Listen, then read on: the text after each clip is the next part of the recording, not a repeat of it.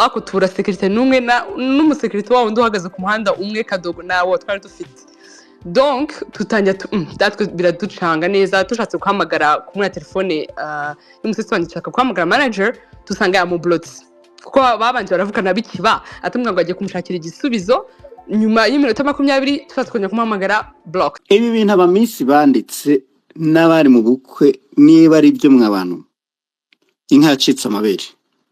Ibintu mwabishyize hanze amabimwe yose mwakoreye kuri hoteli indangagaciro mbizabire kuri la hoteli kondomo mwagiye muta muri za koridoro byose tugiye kubishyira hanze. Umwanda mwasize kuri la hoteli murawuzi, amabi yakorewe muri la hoteli murayazi, mwajyaga mu gikoni mutishwe n'isindwe. Hoteli rinzi ngana kuriya itagira umuriro wa moteri ishobora kwiyatsa automatically. Muri ibi bintu harimo akagambane, harimo abakompeteta, harimo abandi bantu bafite amahoteli hariya. Umwe mu bagabo bafite hoteli yari muri buriya bukwe, ufite hoteli hanganye na Marara. Nisese wanje yakoze ubike kandi imbere yo gufata hari ahantu umuntu agenda akahasura akavugana na management kandi numvaga abantu bavuga ngo twakiye mu bakomisiyoneri no twavuganye na Dr Marara we directly niyo wanatubwiye ko ngo ibyumba byari ku madolari 300 nguko donc ko bagiye kudukuraga price n'abantu bagiye ku rentinga the whole hotel batubwira ngo baratugabanyiriza kugeza amadolari 220. Ariko turebye like the day before twagomba kujyayo tubona online ubundi ko bazishyize ku madolari 200. Noneho turabavugisha tubabwira nose ni gute umuntu rentinga the whole space mu mutamuhereza price really lower than what is online because that's what is expected. Normalement iyo umuntu afasha ahantu hose hari ukuntu umuhereza akantu k'aka discount, ariko tubona ko ibyo ngibyo nabyo bitabaye respected as requested. Akubye turabyirengagiza turavuga nta kibazo reka tugendeyo ibintu bigende neza nta stress reka tugende. Turagenda tukihagera the first day for the white party abantu bamfite ku social media so bagiye babibona kuko ari abantu bavugaga ngo twabanje turabamamariza hari ibintu muri umuntu atavuga kuri social media akabanza akavuga okay maybe n'umunsi wa mbere turebe umunsi wa kabiri cyangwa maybe naka incident kamera ka tureba ukuntu bindi bigenda. Turagenda dukora white party umugena akimanuka bakirimo kumufotora tubona umuriro uragiye kandi ngo twatumaze aho ngaho n'isaha mbona abantu batarimo kuba served ibyo kunywa nabaza abantu muraduserva uryari nkabona ngo babizi neza kandi ubwo bahagaze ari bane batazi neza icyo bagomba gukora. Donc ubwo umuriro baragiye dushatse kuvugana na manager uri on site kuko hari undi mugore w'umu manager uri aho ngaho we yari yagiye turamubura tavuga okay maybe reka tubaze ubwo general manager uri aho ngaho ariko nawe yasaga n'umuntu utazi neza ibyo arimo gukora. So turamubaza ahita atubwira ngo araje.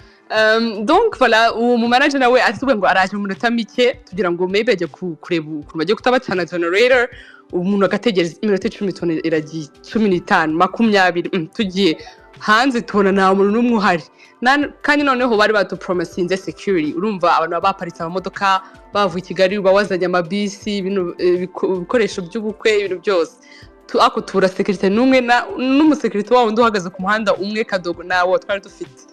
Donc tutanya datwe biraducanga neza tushatse guhamagara ku mwa telefone y'umusetse wanjye nshaka guhamagara manager tusanga yamublotse kuko babanje baravugana bikiba atumwa ngo agiye kumushakira igisubizo nyuma y'iminota 20 tufatwanya kumuhamagara blocked kwa kundi nano gucamo nago bisona nothing nese inshuro 3 nese na telefone neseye bona biciyemo aramfata atazi umuntu wari wenyine mwitabye arambwa nyine nawe wumva neza ko nta gisubizo dufitiye ariko ngo barimo kureba uko bigenza ngo en fait barafite ikibazo cya cable cya generator kuvuga ko idakora.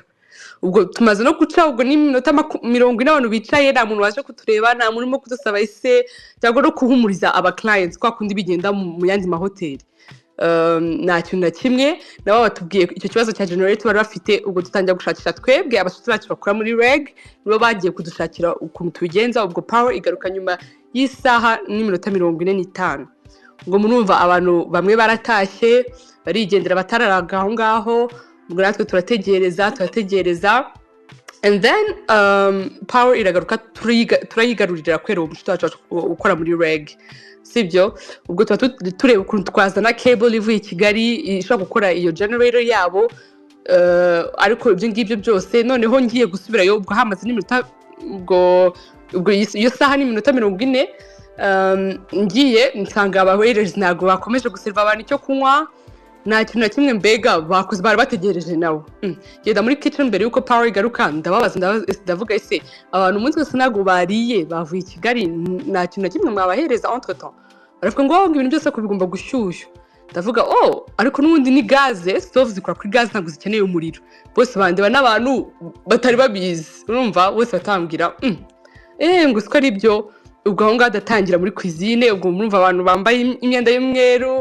waruje muri fete ubwo nagira kwabwira ibintu bagomba gukora mfata aba waiters nagira kwereka ukuntu bafata commande kuko bo bari bankurikiye n'abantu barimo kugenda bafata commande bazigumana mu mutwe ndabwira ese ibyo bintu muraza kubyibuka nimumara gufata amakomande y'abantu na batatu cyangwa bane noneho nagira kwereka ukuntu bagomba kwandika n'ibiki byose ubwo ibyo birarangira ibyo tubona mva hatinze cyane ubwo turabyirengagiza tubwira management turabavugisha nta kintu kimwe batusubizaga baratubwira sorry ubwo urumva nawe umuriro uragaruka ubwo wa hoteli mu gitondo tugira ngo uyu munsi ho byose bagenda neza batangiye gukora decoration hanze abantu twizaniye tubona uko umuriro wongera uragenda ugiye noneho turababwira ya cable tubona ko generator yawe ifite ikibazo kinini na ya cable nagirimo kubifasha donc twagombye gufata indi generator y'abandi yindi hoteli iri hafi go again through our own contacts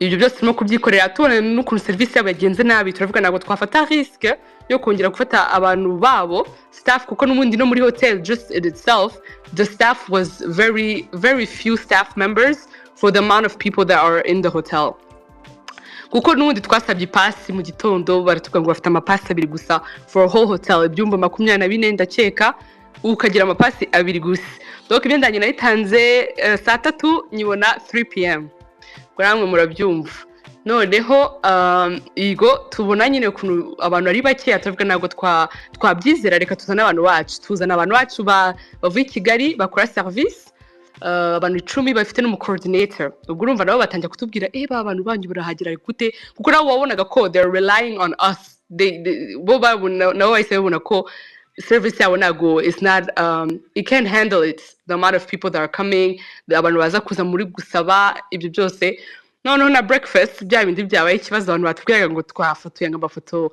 ngo avuye ahandi koko je pense que nta muntu hano ufite umwanya munini kugira ngo ajye gushaka amafoto y'ahandi cyangwa kuri internet kugira ngo aze kubitanga no this is an honest review y'ahantu twagiye ahantu twishyuriye numva icyumba umuntu wese yishyuye I think for one room $660 so you expect the bare minimum utegereje aka juice aka coffee aka water no twebwe bahise batubwira urafata ikintu kimwe ikindi ukishyure tuvuga ndi kumwe na Kathia ndi kumwe n'abandi ba sister Kathia asaba African tea bamuzanye African tea dusanga amatara apfuye Kathia ayumvise asanga amatara apfuye umusista wanjye we ahita aruka ko ari very sensitive batamubwira sorry reka tubazanire ngo noneho ngo bashyiremo inyanya Jose warutse your sister ariwe mugeni niwe mugeni oya nuwundi kuko turabakobwa bani nuwundi mukuru wacu komeza yego urumva araruka Kathia we nyine atabwira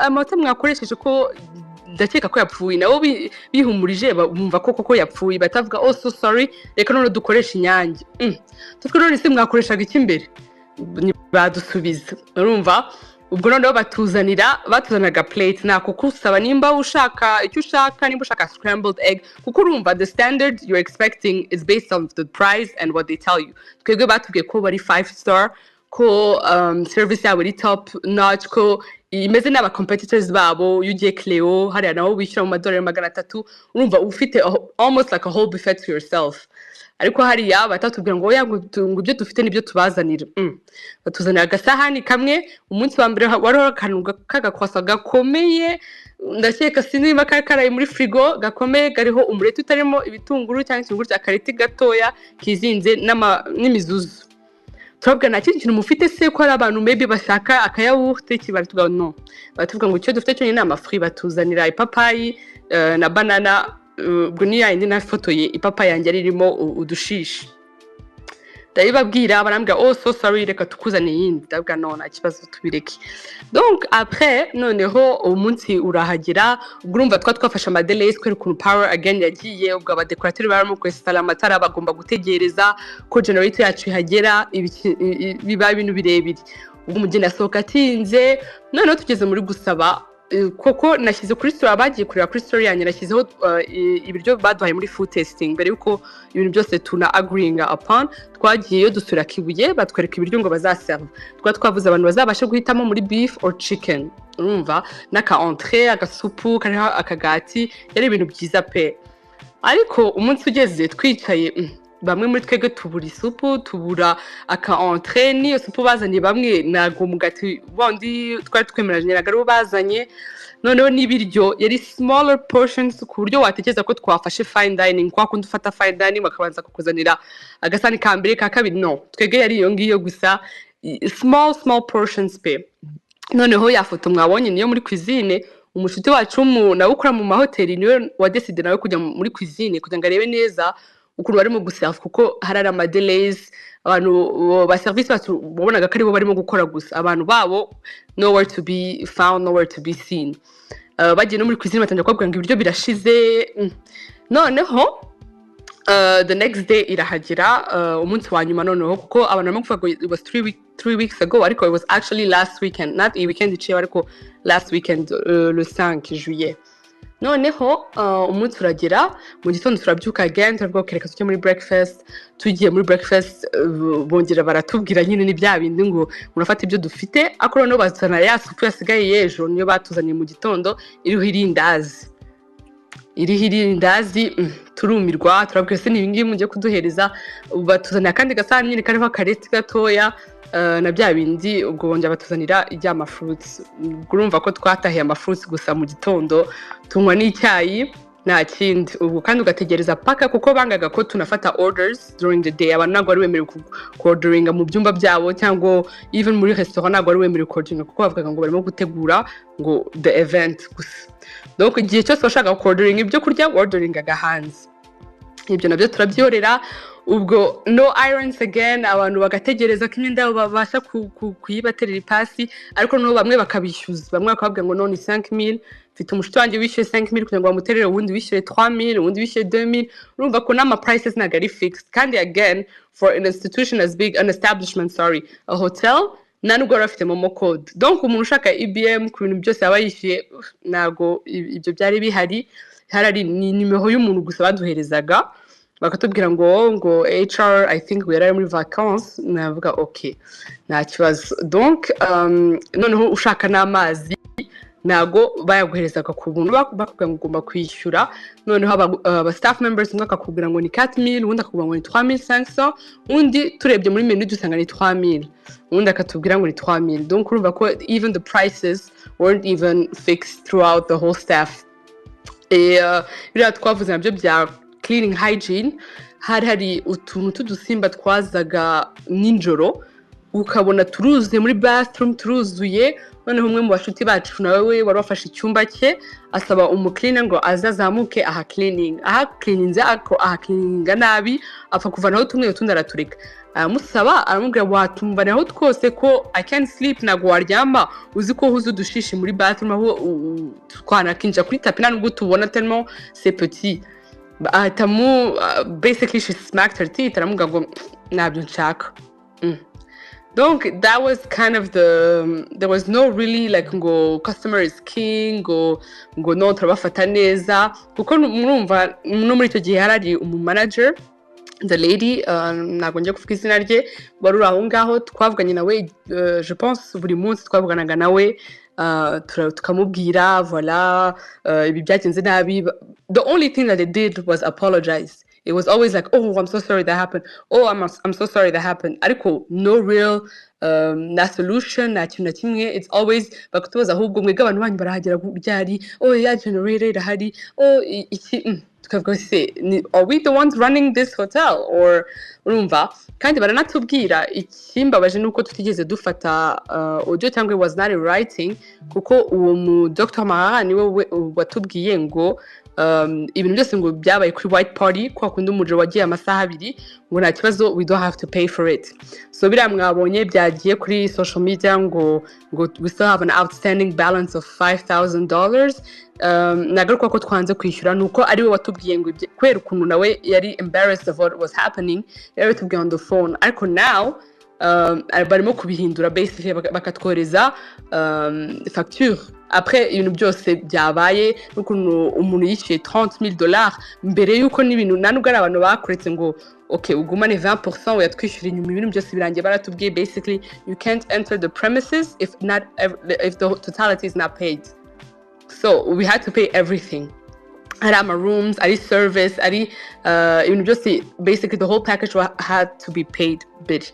So now ibyo byose bibaye donc iyo service mbi power outage, hygiene, ibiryo nabyo twabonaga no kuri no munsi wa nyuma basically on the reception y'ubukwe batuhereza again aga portion gato cyane donc murumva ko twahavuye ndakeka bamwe muri twebwe twatangiye kunanuka ariko that's not the issue. The issue is the service and what was promised twebwe batubwiye rwose muhumure, we know what we're doing, this will be the best day kandi no twakivanamo kuko ngiye navuze n'umu customer wishyuriye nishyuye icyumba cyanjye $660 ndacyishyurira ngira service mbi cyane ariko noneho tuvanyemo n'abantu bagiye bishyurira kuko abantu sometimes they try and change it and say oh muraba influencers ibiki n'ibiki non ça c'est pas le problème c'est que quelqu'un mbere yo kuba mu influencer umuntu aba ari umu guest aba ari umu client wishyuye amafaranga ye so umuntu wese aba afite uburenganzira bwo kuvuga nimba wasabye service bakaguhereza service mbi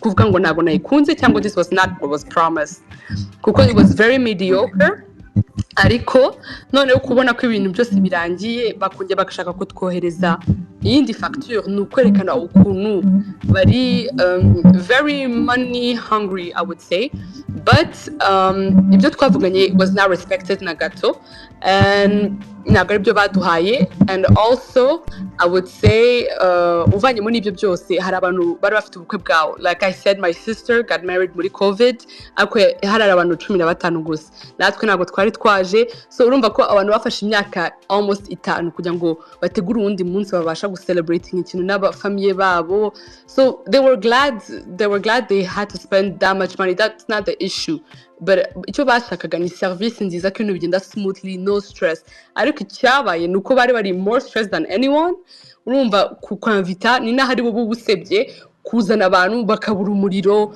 bakabagaburira nabi bakabafata nabi naho abari wowe ubusebye. So that one, I really want to emphasize on that, the emotional toll that it takes, the stress. Ntabwo yabashije kuruhuka n'abandi bageni, ntabwo yabashije kuvuga ngo oh everything is taken care of, no.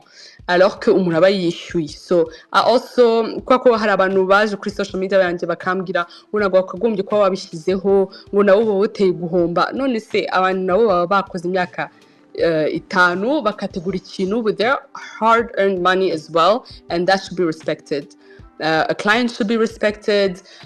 Benshi muri twebwe bagiyeyo kandi twakoze muri hospitality so ni ibintu tumenyereye the client is king umu guest umufata neza ukamuwelcominga akumva ko wow this is a better service than even at home ariko twebwe twasanze ahubwo wagira twebwe ari wacu turimo kuraninga turimo gushaka ama solutions so honestly that's unacceptable for the amount of money they ask and for who like the way they present themselves as a 5-star establishment.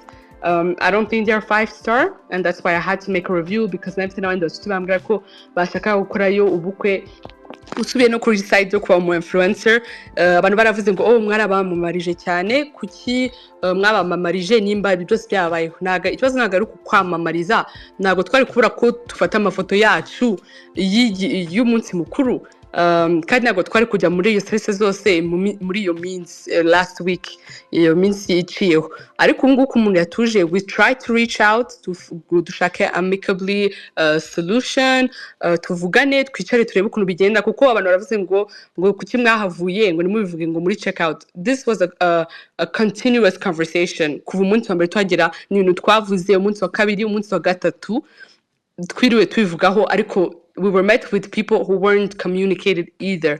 They weren't offering any solution. It was more of, oh, poor, sorry. Kandi ibyo nabyo ntabwo ari solution ntabwo umuntu wamuhereza service bi we expecting nawe gaceceke agende atahe gusa no haba hagomba kuza solution twashatse kwavugisha turabavugisha ariko kugeza n'ubu ngubu turi just put on hold. So au lieu de twebwe urumva muri côté ya influencer abantu bose baba barimo kunyuza ama message n'uragutse turimo gupostinga ama vlogs tugiye kuyapostinga abantu bose batavuga oh wow nari ndashaka kuhajyayo kandi ntabwo nakemera kandi abantu nabo batakaza amafaranga yabo be expecting ikintu ntibakibone kuko nabo bahita bagaruka bakambwira ngewe ngo oh you advertised for something that wasn't real nawe uri part of the problem. So no, that's why I had to be real. I had to give my review, and not just me, but also all the other 40 guests. All the other 40 guests were just as disappointed as me. So yeah. Ibi bintu abamisi banditse n'abari mu bukwe niba ari byo mwabantu inka yacitse amabere ngaho ukubura k'umuriro mu hoteli muri Chateau le Marara. Ibyo bintu ntabwo wabisobanura kandi ibyo ndabizi ko umuriro wabuze ari umuntu twabiganiriye ubizi neza ufite ikintu gisa nk'imigabane hari umuriro kubura kuri hoteli ni sinzi ukuntu wabigereranya. Hanyuma ibindi byatumye bari abamisi banagira bararakara cyane amakuru mfite kandi nizeye nuko hashobora kuba harajemo umuntu wo hagati twakwita nk'umukomisiyoneri waje mu izina ryabo bakamubwira ibiciro hanyuma yarangiza we bari we wishyuza abaje gusaba serivisi. Noneho ya nkuru ya igihe isohotse basanga ibiciro by'ibyumba biri hasi ugereranyije n'amafaranga batanze. Induru itangira aho ngaho ariko ibyo twaye kubitindaho ari amafoto y'ibiryo ufite hoteli niyo yaba ari restaurant isanzwe ukaba ufite ibiryo nka biriya waharanira ko abantu ugiye kubiha badafite ibikoresho bifotora kuko byagusebye byagushyira hasi ku rwego rutigeze rubaho. Josine Paul kabisa kuri experience bishisharira mwagize kandi mu bihe mwashaka ko biba iby'uburyohe. So hanyuma ibibazo byanjye ni bibiri kuki mutahise mutangaza ibyababayeho nibura nko mu minsi 3 ya mbere cyumweru cya mbere se impamvu iki kibazo nkikubajije nuko hari ibivuga yuko mumaze kubona inkuru yo mu gihe ivuga ibiciro nyabyo k'amadolari yari 200 mwe barabaciye arenze byarabababaje bituma n'ibyo musa nkaho mwari mwababariye hotel mubizura icyo kirahagije wagisobanura koze. Okay.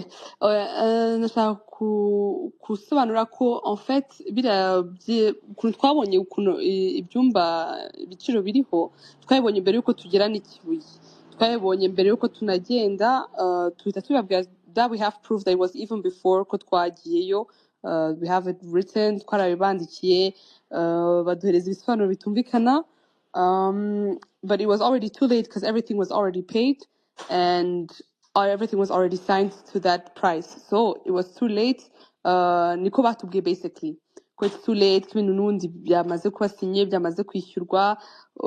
Voilà, no solution was ever made for that. Noneho donc nago twabikoze ngo nyuma ngo niho twabigize ikibazo no.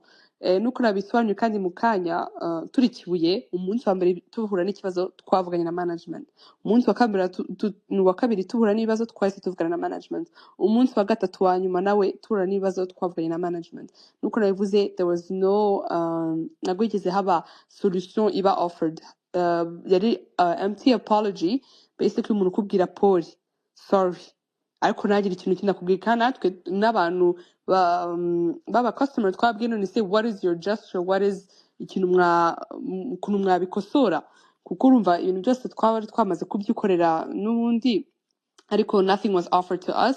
Tunatashye directly, we send them a formal email. Ntabwo byose tujye kubishyira hano kuri social media, ariko we send them an email tubabaza ukuntu byakosorwa no tubabwira every point where the issue was, turabibabwira.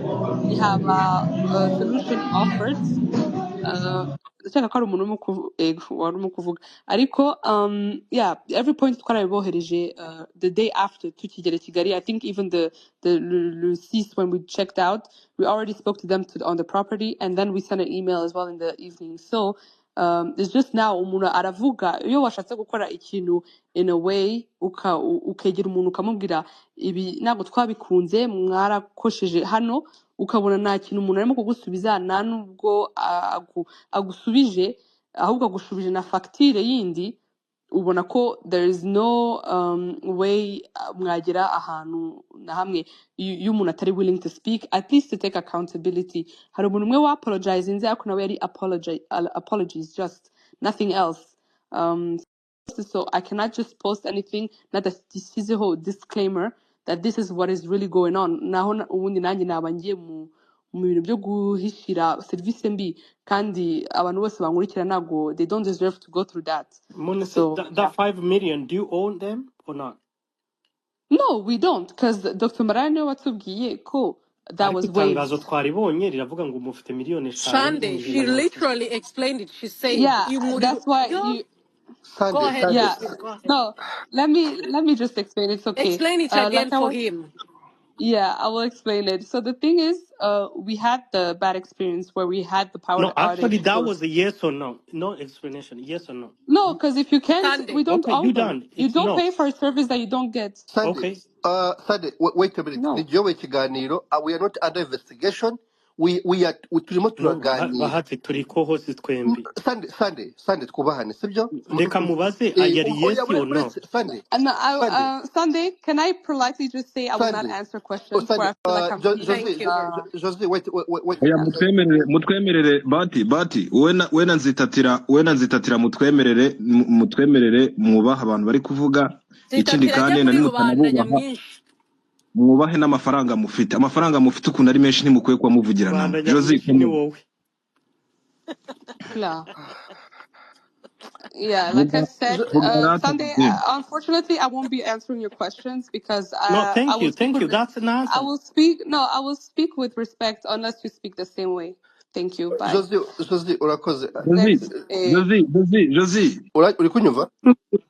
Yeah. Urakoze cyane. How many days mwamaze iminsi ingahe hariya? Twatamyeyo 3 nights. 3 nights. So from the 3rd until the 6th. For $600 something, 3 days, right? Yeah, $660. Yeah, good. Urakoze cyane.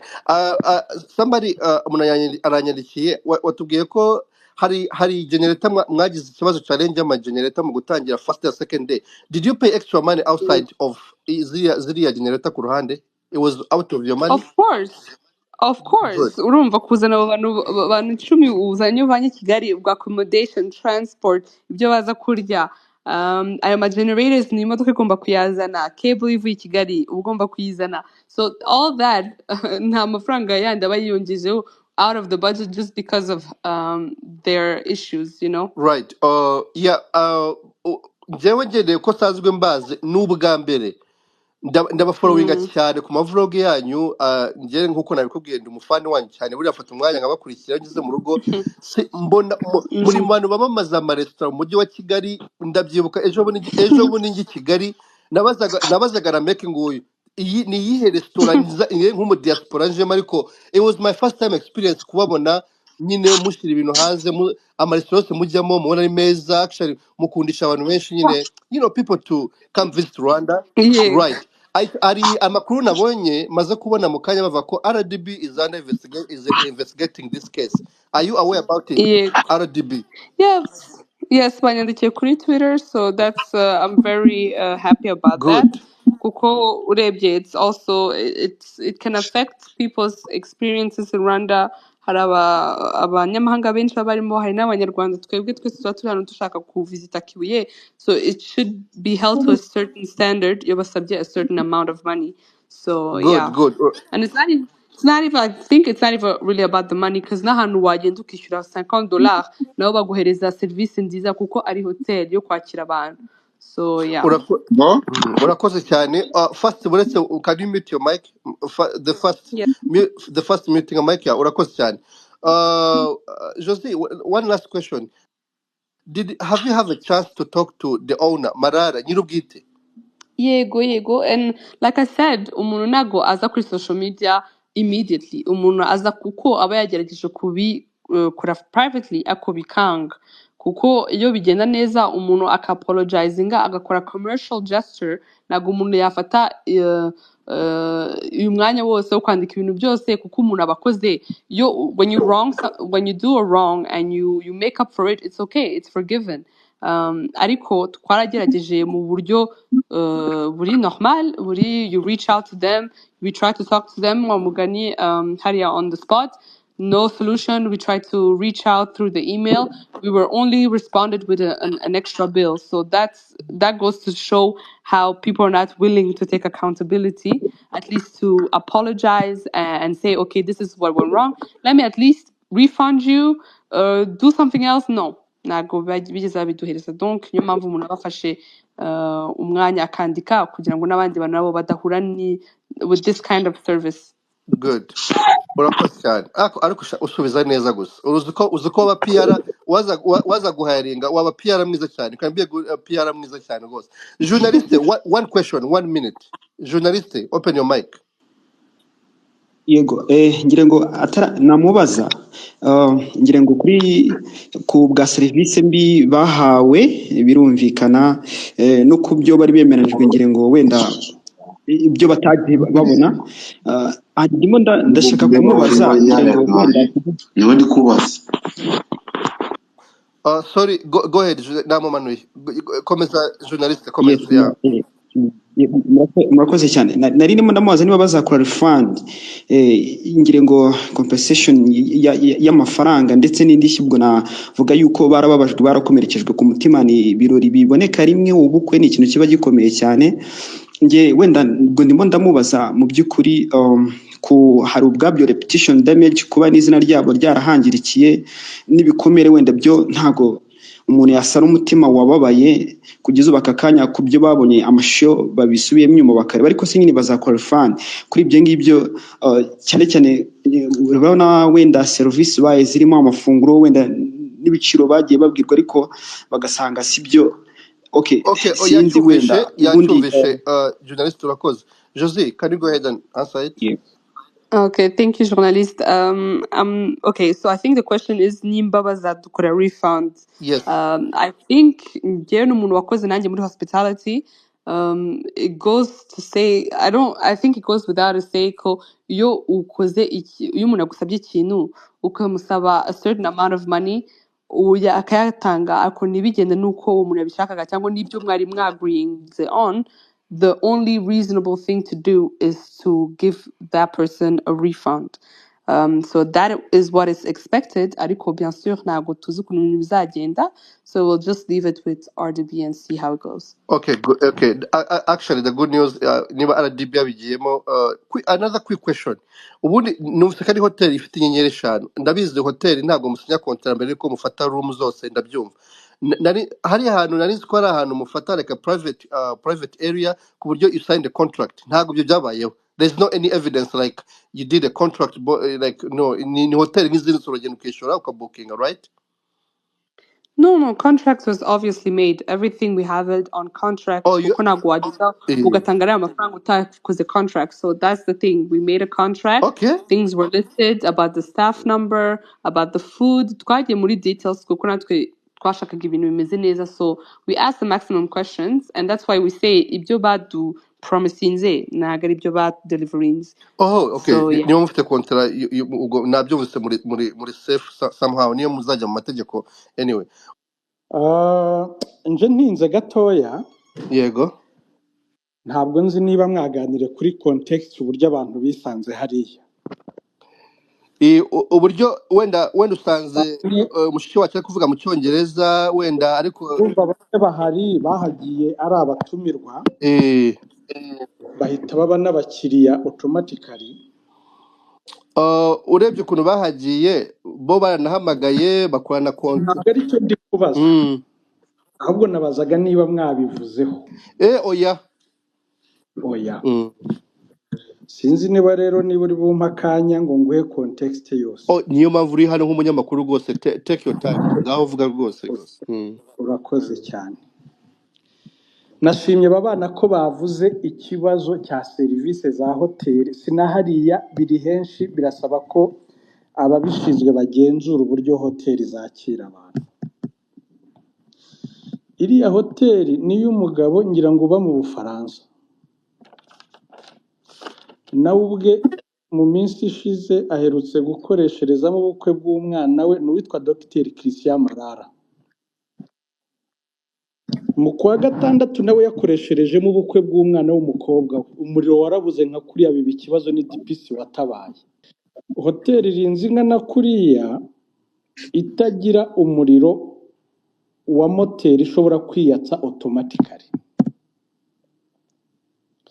bishoboka cyane ko hoteli yaguye mu mutego wo kubona ifite ahantu abantu bafatira amafoto heza abantu bajyayo bagafata amafoto nyamara bibagirwa ko badacuruza amafoto bacuruza serivisi nka hoteli ku kijyanye no kuvuga ngo bafite inyenyeri nta nyenyeri bafite sofa izo nyenyeri eshanu bavuga ntazihari oya ntazihari ntaziro TripAdvisor ivuga ko bafite inyenyeri enye ariko mu bitabo bya RDB iyi hoteli nta nyenyeri ifite baracyuzuza ibyangombwa byazo I was wondering actually nahoze mbaza se izo nyenyeri eshanu ngamenya ibyumvise ngenda nzi ko ari private chateau y'umuntu ntabwo nzi ko ari na hotel by the way yeah go ahead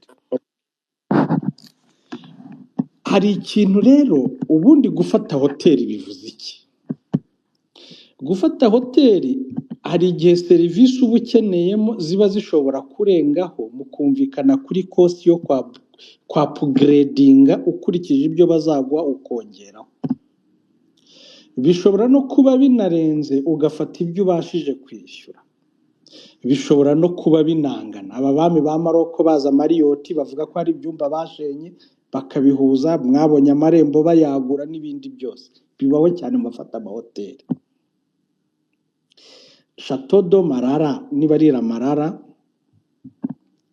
mu kwa kane umudamu yagiranye amasezerano n'iyi hoteli bavugana ko izamwakirira abantu afata ibyumba 20 birimo n'ikindi kimwe cy'umugeni cy'abageni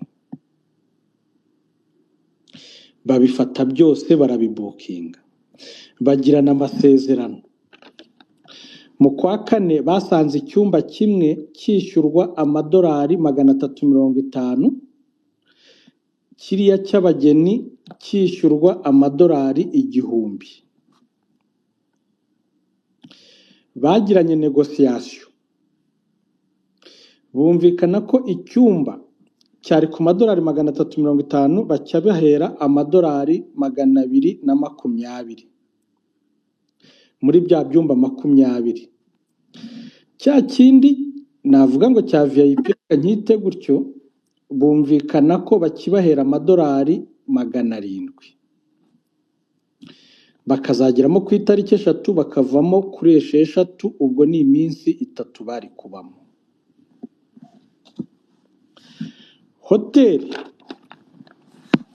bumvikana ko bazabaha buffet mu gihe cya dot yari kuba ku itariki 4 bakabakirira abantu 200 hanyuma mu gusaba no mu bukwe busanzwe buriya bavuga ngo bahekeye umugeni hakazamo abantu bukaba kuri 5 hakazamo abantu haje abantu 300 nibo bari bumvikanye mu masezerano ariko none haje kuvuka ikibazo ubwo bari bakigera kuri hoteli basabye ko babategurira bateguye ikintu bise white party yitabirwa n'abantu 80 aba ntibari mu masezerano white party ni nayo yaburiyemo umuriro ariko nihuse mpita ngerayo bamaze kumvikana ibiciro basinye na contract igihe advert mu kwezi kwa gatandatu. muri ibi bintu harimo akagambane, harimo abakompeteta, harimo abandi bantu bafite amahoteli hariya. Umwe mu bagabo bafite hoteli yari muri buriya bukwe, ufite hoteli hanganye na Marara Jihadi.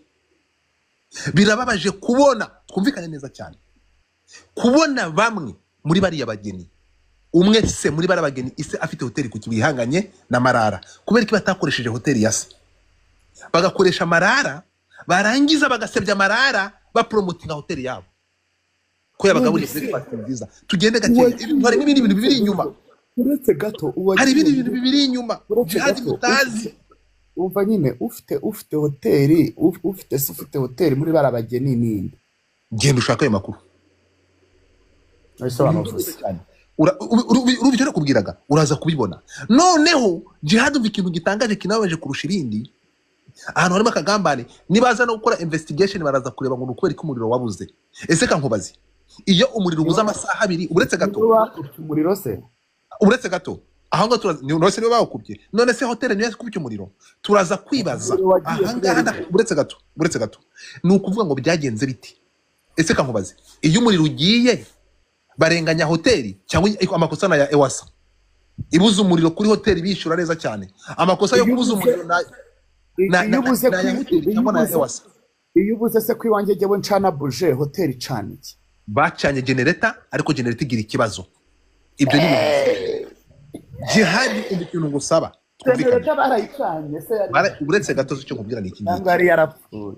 Abangaba nge simbita itsinda riti ngobe, bano bana nuza kureba turaza kureba kubera iki ba promotinze hoteli ngo bari gusebya indi, kuki batavuze service ariko bakajya gupromotinga indi hoteli. Iyo hoteli mu kuyipromotinga y'uruhande yabahaye breakfast bakicumbi 12 kandi kaba service nziza.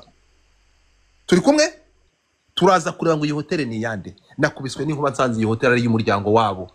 Jesus Christ, bega kagambane, bega abantu bafite competition mbi. Saa 8 ibimenyetso yari biri hanze igiha, ariko ikintu kiriho abantu batanga amakuru ntabwo ngiye barenganya, ariko muraza gutungurwa musanga harimo akagambane. Turebe impamvu batakoresheje hoteli ya se ahubwo bakaza kuyipromotinga nyuma ko bagiye kuyiriramo. Niba bagiye kuriramo breakfast kuye ko atagiye kwiteguriramo ibyo birori, bakajya muri Marara ariko bikarangira bayisebeje. Ejo sanga verisiyo yindi urumirwa. Ndashaka kubaza abantu bari abakobwa ndabizi ko muri hano, ibintu mwe wabishyize hanze, amabimwe yose mwakoreye kuri hoteli, indangagaciro mbi zabire kuri la hoteli, kondomo mwagiye muta muri za koridoro, byose tugiye kubishyira hanze. Mwagize indangagaciro nke cyane, mwagize imyitwarire mibi irenze service babahaye. Twumvikana mwe murabizi. Ni ukuvuga ngo kuri la hoteli abantu bakimara kuhagera abageni bo sinza kubagarukaho for respect, ariko abantu mwajyanye kuri la hoteli n'abatumirwa, umwanda mwasize kuri la hoteli murawuzi, amabi yakorewe muri la hoteli murayazi. Mwajyaga mu gikoni mutishwe n'isindwe, abantu bajyaga kwiroha mu gikoni mujya gukomanga, ntabwo mwabaga mwasi